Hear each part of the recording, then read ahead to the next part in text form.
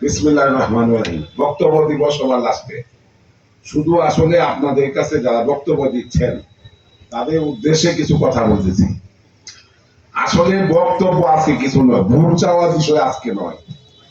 এখন আমরা মাঠে কাজ করতেছি আল্লাহ রাব্বুল আলামিনের কাছে। আপনাদের হোসেনপুরের কৃতি সন্তান তথা শাহজালালের সন্তান হিসাবে আপনার ৫ ওয়াক্ত নামাজ পড়ে আমার জন্য দোয়া করবে, এটা আমার দাবি। কারণ আগে তো মনোনীত হইতে হবে, এরপর দেখবেন মনোনয়ন আনলে সকলেই নির্বাচন করবে। এখন দোয়ার সাথী যারা যারা আমার সাথে আছেন, দোয়ার সাথী চাই, দোয়ার সাথী চাই। আমরা যখন মেসাবে যাইতাম, মেসাবে চিল্লা সাথী খুঁজতাম, চিল্লা সাথী খুঁজতাম। যেহেতু মাইকটা পাইছি, দু একটা কথা বলি।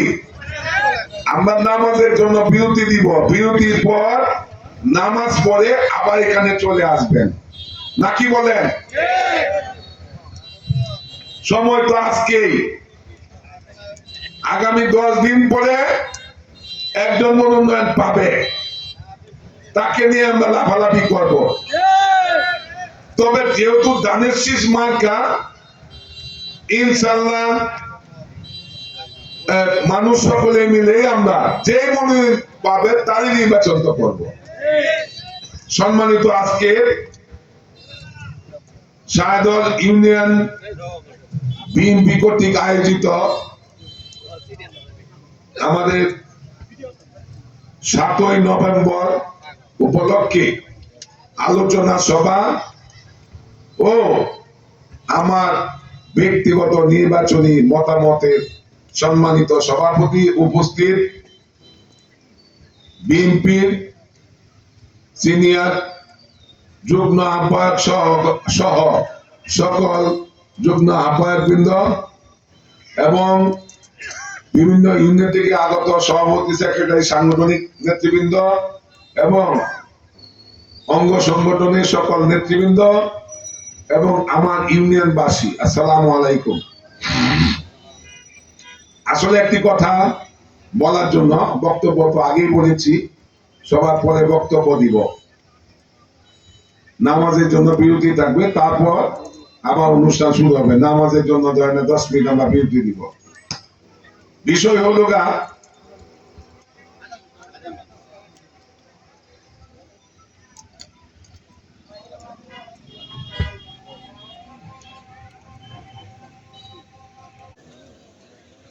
সাতই নভেম্বরকে কেন্দ্র করে আজকে এই অনুষ্ঠান, পাশাপাশি আমার ব্যক্তিগত অনুষ্ঠানকে কেন্দ্র করে আলোচনা সভা, সম্মানিত সভাপতি, উপস্থিত নেতৃবৃন্দ। আমি শুধু দু একটি কথা আপাতত বলতেছি। আমি আপনাদের কাছে দোয়া চাচ্ছি। এখনই নামাজ পড়তে যাবেন, আবার ফজরের নামাজ পড়বেন, জোহরের নামাজ পড়বেন, যখনই সুযোগ পাবেন আমার জন্য আলহামদুলিল্লাহ সূরা 3 বার, কুল আল্লাহ সূরা 3 বার, আস্তাগফিরুল্লাহ একবার পড়ে আমার জন্য আল্লাহ রাব্বুল আলামিনের কাছে দোয়া চাইবেন। আপনাদের এই শাহজালালের সন্তান যদি এমপি হতে পারে, মনোনয়ন যদি আনতে পারে, এটা কি আপনাদের গর্ব না? আপনাদের মনে কিচ্ছুই হইল না উন্নয়ন, কমপক্ষে তো বাইরে বলতে পারবেন যে আমাদের শাহজালাল ইউনিয়ন থেকে সাবেক উপজেলা চেয়ারম্যান হয়েছিল, এরপরে এইবার এমপি হয়েছে, বলতে পারবেন না? ঠিক না? তাহলে শাহজালালবাসী, আপনাদের কি উচিত না যে আমার জন্য আপনারা কিছু করা? আপনাদের আমার উপরে হক আছে না? আমার হক আছে না আপনাদের উপরে? হক আদায় যারা না করবে তাদের জন্য পরকালে হকদারদের মাপ আল্লাহ রাব্বুল আলামিন দিবেন না। শুধু হক আপনি আমারে 2 টাকা দেওয়ার জন্য হক না, হক হলো গা সকল কাজে হক আদায় করতে হবে। আপনি হক না আদায় করে দুনিয়াতে আপনি পরকালে যাবেন সেখানে মাপ আল্লাহ রাব্বুল আলামিন দিবেন না। সেহেতু কথাটা মাথায় রাখেন। অনেকেই রাজনীতি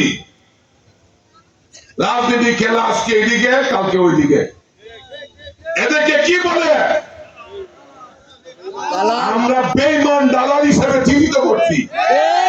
বিএনপি করে নাই,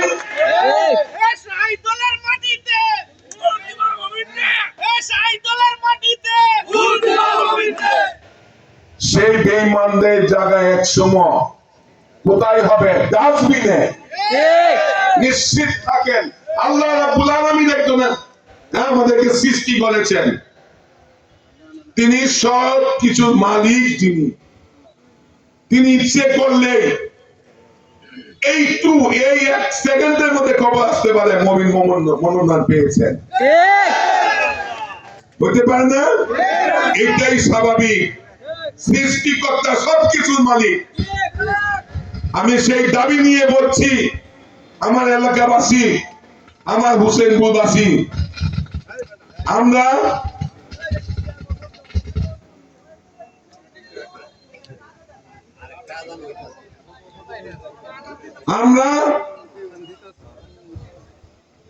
দীর্ঘদিন বাংলাদেশ জাতীয়তাবাদী দল সৃষ্টির পর থেকে আজও পর্যন্ত হোসেনপুরের কোন সন্তান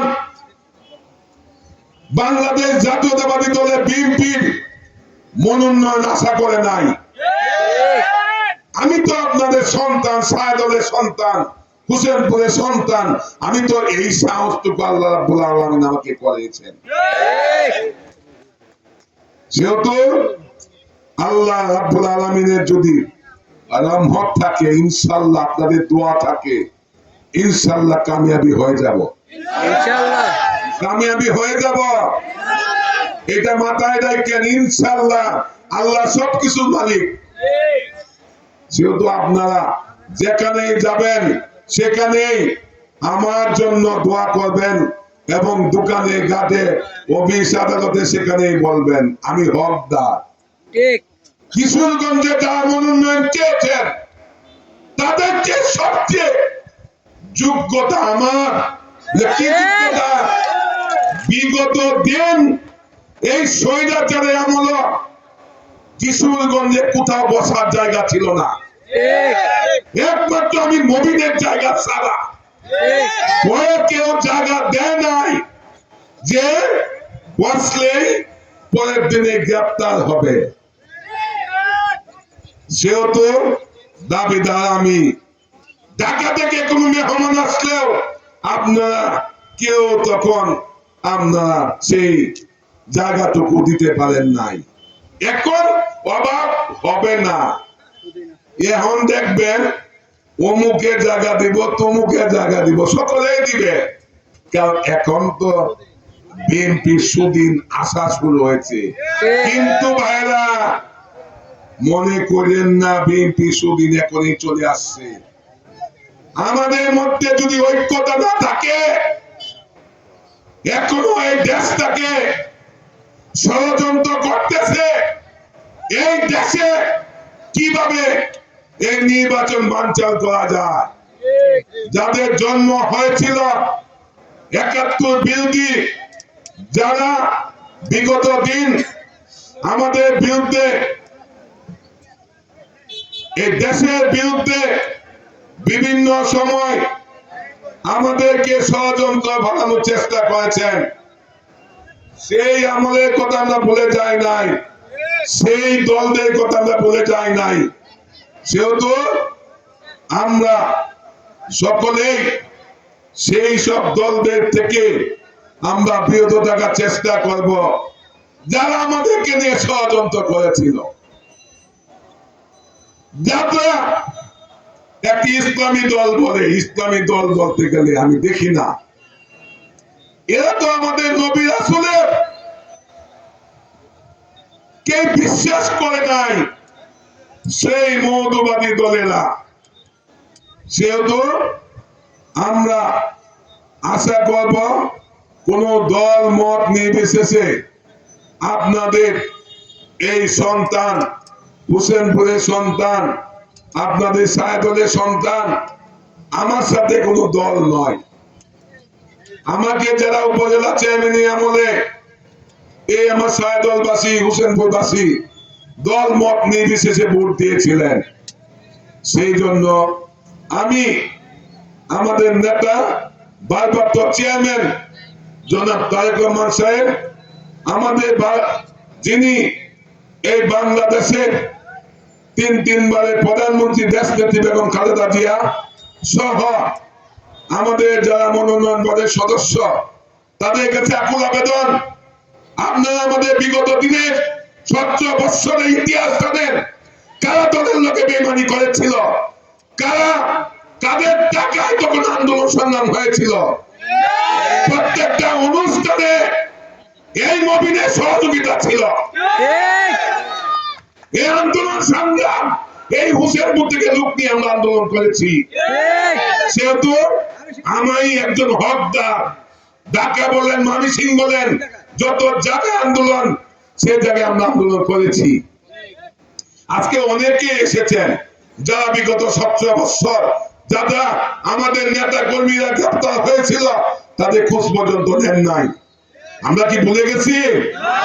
জেলখানায় জিম্মি ছিলাম আমরা। আমার মতন ছোট্ট একজন কর্মী আমাকে যখন জেলে নিয়ে যায়, পুলিশ টর্চারে আমার 2টা কিডনি নষ্ট করে ফেলে। কোথায়?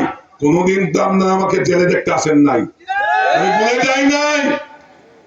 আপনি অনেক বড় নেতা জেলা ছিলেন, আমাকে জেলখানায় দেখতে আসেন নাই আপনারা।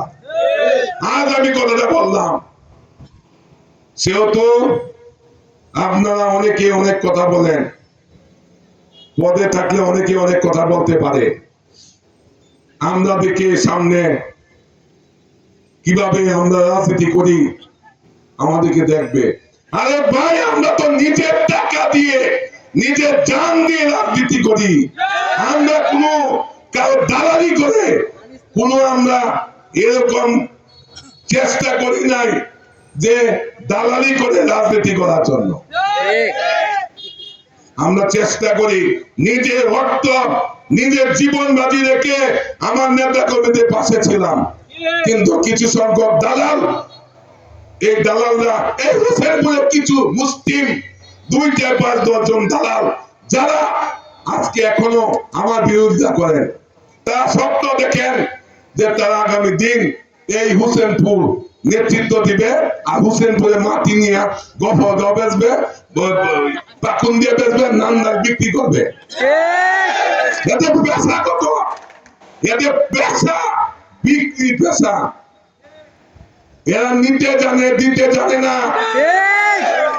সেহেতু আমি আজকে আপনাদের মাধ্যমে সেই ধরনের নেতাদেরকে বলতে চাই, হোসেনপুরের মানুষ ঐক্য হন। আপনাদের সন্তান আমার হকের মা পাল্লা দিবে না, আমি তো দিবই না। হকের মা পাল্লা দিবে না। আমার কাছে আপনার হক নাই, আপনারা আমার কাছে হক নাই। আমার দাদা দিয়া গেছে, আমার বাপ দিয়া গেছে, আমিও দিয়ে গেছি। আমি এলাকায় চেষ্টা করেছি হোসেনপুরের মানুষের পাশে থাকতে। আমি উপজেলার আমলে আমার কাছে এমন কোন দল মত নির্বিশেষে কোন লোক আমার কাছ থেকে ফিরে আসতে পারে নাই। চেষ্টা করেছি আমি আমার সাধ্য মতো চেষ্টা করেছি। কোনদিন আমি কাউকে খালি হাতে দিই নাই। নীতি আদর্শ ঠিক রেখে আমি রাজনীতি করার চেষ্টা করেছি। আজকে অনেকেই আপনারা ষড়যন্ত্র করেন যে 2-4-10 জন ষড়যন্ত্র করেন, ষড়যন্ত্র বন্ধ করেন। আল্লাহ যদি সহায় হন, আপনাদের মতন 2-4-10 জনের এই বেউচিতি কাম যারা নিজে ঘর থইয়া বাহিরে গোল লয়ে নাচানাচি করে, আপনাদের আল্লাহ রাব্বুল আলামিন একজন আছে। সেহেতু এগুলা বন্ধ করে দেন, এগুলা বন্ধ করে দেন। আমি একজন ভদ্র ছেলে, না হলে মিয়া এই 2-4-10 জন আপনারা রাজনীতি মাঠে থাকতে পারলেন না। আরে মিয়া আওয়ামী লীগের আমলে কোথায় ছিলেন আপনারা? যারা দু একজন আমার সাথে ছিল টাকাটা দিলে পরে একটা প্রোগ্রাম করাইতে পারছি। 10 গাড়ি তিয়াদি বিমান গাড়ি লোক গেছে, বলে যাই নাই আমি। আমার নির্বাচনের সময় টাকাটা আগে চুক্তিবদ্ধ হয়ে অনেক নেতাদের আমি টাকা দেওয়ার পরে আপনার মাঠে আসছে, নির্বাচন করছেন, ডেলি পেমেন্ট আগে পাইলে পরে নির্বাচনে মাঠে গেছে। ভুলে গেছি আমি? দিন সামনে আছে, মনে করেন না, মনে করেন না। অনেক বড় বড় নেতাদের এই এখন বর্তমানে তারেক রহমান সাহেব দেশে যদি আমাদের দেশে সুস্থ একটা নির্বাচন যদি হয়, বিএনপি যদি ক্ষমতা আসে, তারেক রহমান সাহেব তখন দেশে আসবে। এবং আমি বলবো তখনই আসা উচিত। বাংলাদেশে আমার দলের মধ্যে গাপটি মারা কিছু বেঈমান আছে যারা যে কোনো মুহূর্তে আমাদের নেতা ক্ষতি করতে পারে। সেহেতু আমি বলবো আমাদের নেতা দেশে বিদেশে থেকে আমাদেরকে যেভাবে বিগত 16 বছর আন্দোলনের মাধ্যমে 24শে আগস্ট সৃষ্টি হয়েছিল, 5ই আগস্ট, এই 24শে 5ই আগস্ট সৃষ্টি করেছিল। আমরা সেই আন্দোলনে বিগত 16 বছর আপনাদেরকে আন্দোলন করছি না, নিয়ে যায় নাই ঢাকা, নিয়ে গেছিল কিশোরগঞ্জ, আমরা আসছেন না হোসেনপুর। কোথায় ছিলেন ওই দিন? কোথায় ছিলেন ওই নেতারা? সেহেতু আমরা আশা করব আপনাদের সকলের কাছে আমি একটাই দোয়া, আমার মাইকে আওয়াজ যেখানে গেছে, যাদের কানে আওয়াজ গেছে, তাদের সকলের কাছে দাবি আপনারা আজকে থেকে আমার জন্য 5 ওয়াক্ত নামাজ পড়ে আমার জন্য দোয়া করবেন।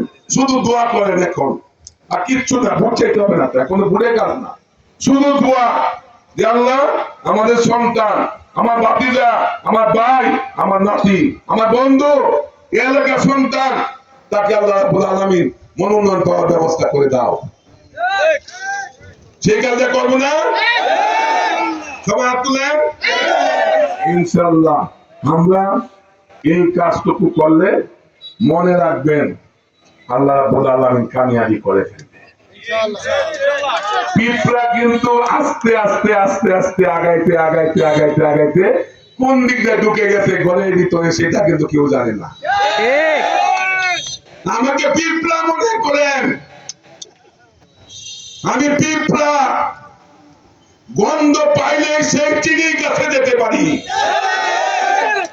সেটা আমার নবীনের নজির আছে, আল্লাহ সহায়। সেহেতু আমি আমার রাজনীতি জীবন আমরা সবাই জানেন, পুলিশ টর্চারে আমার 2টা কিডনি নষ্ট করে ফেলছে। আমাকে এক লোক, 2-1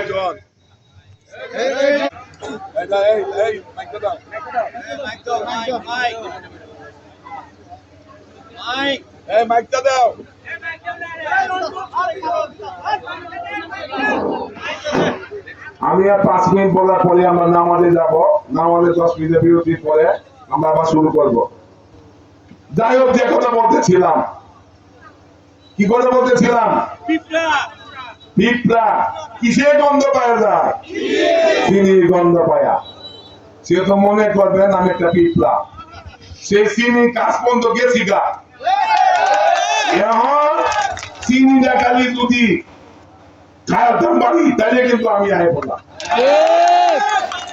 আপনারা যারা এখন যে কথা বলতেছিলাম আমরা লাইন সূত্র করে ফেললেন, এক জায়গায় 2-4 জন আপনার বলতেছে আরে করতে নির্বাচন করব, এত গোলা ভোগ না বন্ধ দিন ভাই আমাদের ভাই দিন করছি কি? আমি জোয়া খেয়েছি, মদ খাইছি, আমি মাগিবাজি করছি, হ্যাঁ মুসিবাড়ি গেছি মদ খাইতে, হ্যাঁ না। রাজনীতি করতে গিয়ে কিশোরগঞ্জ শহরের নাম্বার 1 একজন ব্যবসায়ী আজকে ঋণগ্রস্ত হয়ে গেছে। কেন? রাজনীতির কারণে। এই স্বৈরাচাররা আমার ব্যবসা বাণিজ্য বন্ধ করে দিছে এবং আমাকে ক্ষতিগ্রস্ত করেছে শারীরিক ভাবে, মানসিক ভাবে। তারপরেও কিন্তু দল ছাড়ি নাই, আমি দল কিন্তু ছাড়ি নাই। পুলিশ টর্চারে জানেন 2টা কিডনি নষ্ট করে ফেলেছে।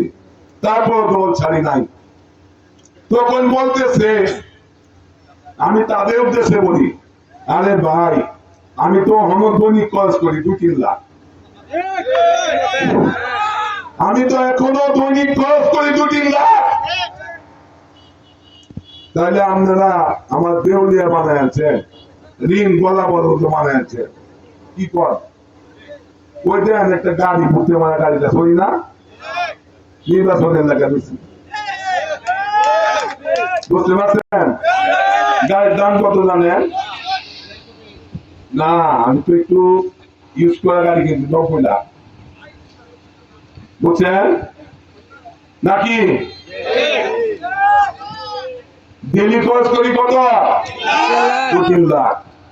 সারা যদি তারেক রহমান সাহেব কিশোরগঞ্জ আয়া যদি লাগে 2-4 কোটি খরচ করতাম না? জানেন না তারেক খালেদা জিয়া আসছিল 106টা গেট পাচ্ছিলাম এবং 1000 লোক সেদিন আমি আপ্যায়নের ব্যবস্থা করছিলাম ম্যাডামের সহ সকলে। আমি সেই মবিন, সেহেতু পিঁপড়াকে পা দেওয়ার চেষ্টা করেন না, পিঁপড়া কিন্তু পায়ের নিচে কিভাবে বেঁচে যায় আল্লাহ রাব্বুল আলামিন তাকে নিয়ে খায়দাত করেন। আমার এইখানে অসুস্থ থাকা অবস্থায় আমাকে অনেকেই দেন নাই আমার লোকজন আমার জন্য দোয়া মাহফিল করার জন্য, কিন্তু দেখেন আল্লাহ কি রহমত, আমার আল্লাহ নেক হায়াত দিছে, এখনো বেঁচে আছি এবং আজকে আপনাদের সামনে বক্তব্য দেওয়ার মতো সেই নেক হায়াত আছে। সেহেতু আমি বাকি কথা বলবো নামাজের পরে। সবাই আমরা এখানে উপস্থিত হবো না, কেউ যাব না, আজকেই তো আর 1 ঘন্টা পরে চলে যাবেন না? কালকে যে আমি বেঁচে থাকবো সেই নিশ্চয়তা দিতে পারেন? উদাহরণ একটা বলি, গত শীতে কম্বল দিচ্ছি 8000 কম্বল দিচ্ছি আমরা বিএনপি পক্ষে থেকে, তার কর্মসভের পক্ষে থেকে, কেউ বাপের পক্ষে থেকে, কথা বুঝেন নাই? সে কম্বল দিয়ে যাওয়ার মুহূর্তে আমাদের একজন বৃদ্ধ মহিলা বাড়িটা শীতলা, সে গাড়ির কাছে আইসা বলতেছে আমার একটা কম্বল বাবা আমি পাই নাই, দরকার আমার কম্বল। এই শীতলু তখন আমার কাছে আনিয়া আমি বললাম কম্বলটা দিয়ে দাও। এই মহিলা সেই বাংলাদেশ জাতীয়তাবাদী দলের উপহার নিয়ে রাতের বেলা ভোরবেলা ফজরের সময় সে মারা গেছে। আমরা কি বলতে পারতাম? আমরা কি জানতাম উনার হায়াত নাই? সেহেতু বললাম আমি তো কালকেও চলে যেতে পারি, এখানে না উঠতে পারি। আপনাদের কাছে আমার দাবি, আমি 1 ঘন্টা সময় আমরা শুনবো, তারপর আমরা চলে যাব, নাকি বলেন? ইনশাআল্লাহ। ধন্যবাদ সবাইকে, বক্তব্য কিন্তু শেষ করতেছি না। জি।